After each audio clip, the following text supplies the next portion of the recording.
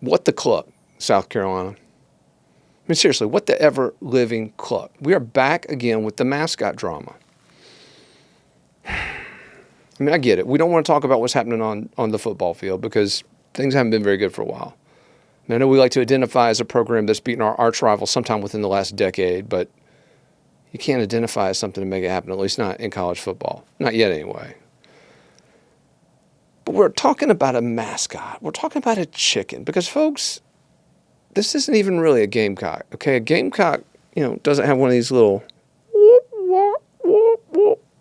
waddle-like things on its head, right? Okay, that's not a gamecock. That's a barnyard rooster. That's a chicken. That's a foghorn governor. That's a Henry McMaster bird. No, a gamecock, you cut that thing off because if it gets hit in a fight, it's going to bleed, okay? Anyway, we animal rights activists don't like to talk about that. But again, they also don't like to talk about cockfighting, so we won't talk about that either. But here's the deal. Everybody got jerked around this week because the University of South Carolina rolled out a new name for its live chicken, fried chicken, on the sideline, okay? He was called Sir Big Spur, but there was a fight between the family and the school over that little waddle thing on the head.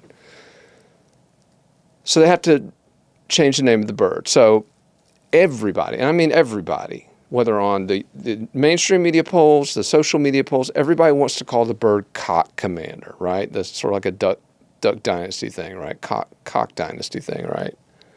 Apparently you can't do that either. So the school rolls out this ridiculous name, the General.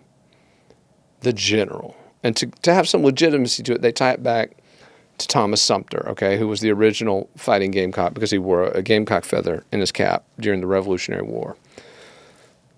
But they forgot to do some research on Thomas Sumter, and this morning my news outlet published a piece which delved into some of the history of Thomas Sumter, particularly a little item known as Thomas Sumter's Law. Now, obviously, Thomas Sumter, like a lot of the aristocratic folks back in the late 18th century, was a slaveholder, had a lot of slaves, married a wealthy woman, had a lot of slaves, had a lot of acres, had a lot of plantations. But folks have sort of, I don't want to say they've accepted that, but they've looked back and said, okay, well, slave owner, okay, well, a lot of people were slave owners back then. But Thomas Sumter took it a step further. In an effort to enlist recruits for the Continental Army, he instituted a slave bounty, literally known as Thomas Sumter's Law, which would take slaves from loyalists and give them to these soldiers who enlisted. And for every soldier who enlisted, they got one slave. And if you re-enlisted later, you could get up to 4 slaves. Okay, and there were also slave bonuses if you recruited enough people.